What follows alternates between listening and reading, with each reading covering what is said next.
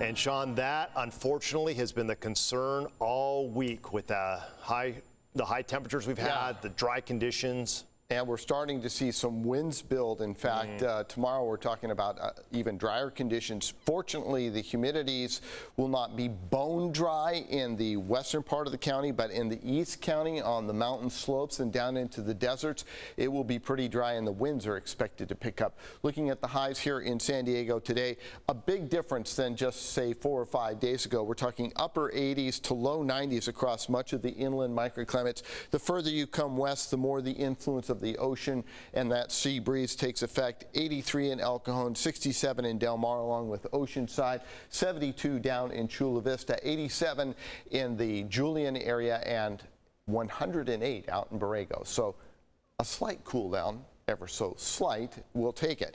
This excessive heat warning is expected to expire tonight at 9 p.m.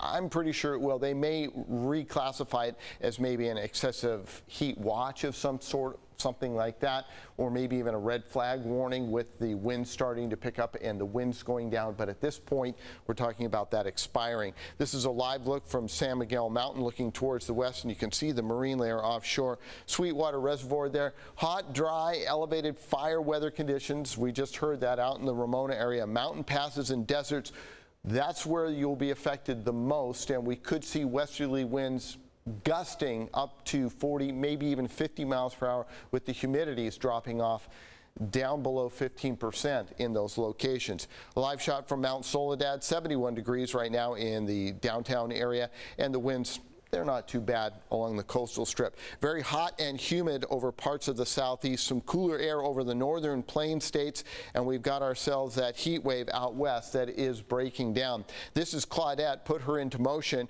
and you can see that she stays a depression and then moves offshore and turns into a tropical storm as it makes its way into parts of the mid-Atlantic. Out west, as we take you there, you can see high pressure is still the dominant feature, but we've got a little area of low pressure starting to spin up, and as it does, that will change the atmospheric flow and cool things down. So by the time we get to Wednesday and Thursday, much cooler in both the coastal and inland microclimates. In fact, back down into the low 80s for you folks in those inland microclimates. A little bit further east, Ramona, it'll still be in the mid 80s.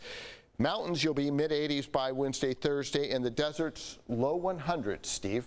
All right. One thing I can tell you, though, everybody who was watching the U.S. Open was like, hey, San Diego, not so bad. Yeah, no, we'll take it, right? Especially after the stuff that went over the southeast. Yeah. Oh, brutal out there. All right, Sean, thank you.